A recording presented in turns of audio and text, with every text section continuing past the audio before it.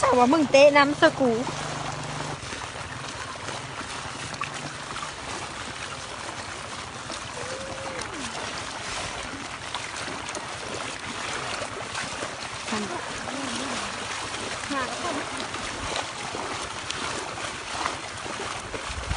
เป็นนักข่าวแบบนี้คือสิริตอบจากคอมเมนต์โดยนำใหญ่เทบ้าไม่อยากนำใหญ่เทบ้ารถขามได้อยู่บ่ได้ดอก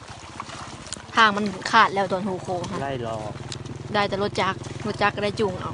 บนรถตกในแห่งลึกเราเป็นลูกไผ่นางเป็นลูกเสาโมบ่าวอย่างก็บ่าวไข่กะจบข่าวน้ำบ่มีทีท่ามาลงเลยมีแต่ขึ้นเก้า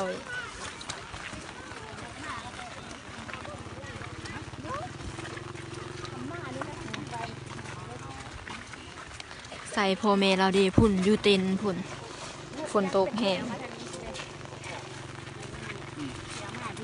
ไพ่มากดนาโหดตบกระโหลกคักนี่บ้ากับบ้าว่ะอยู่บ้านใดสาวฝนยังตกเนาะอยู่บ้านคอยผัดแดดกระโดอยู่บ้านโดนนาขาวทางขาดบอนมันตกนะอันบนเราตกค่ะมันเป็นขุมแล้วจะไปเลื่อนเบื้องกำลังโดนเขาปักทูบไปเลื่อนเบื้องกำลังนำของวะโมเมนน้ำโทมน้ำแกงเราสีแต่มือใดโบเมนสีเราตกว่านนี่แหละนำพัดไปยังหาวีน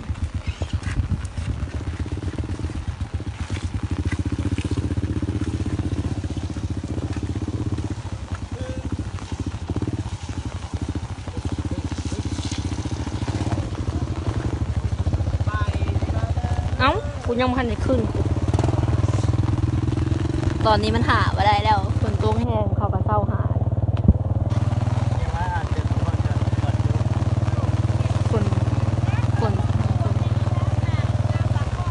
ฝนซอตูอีกจังหน่อย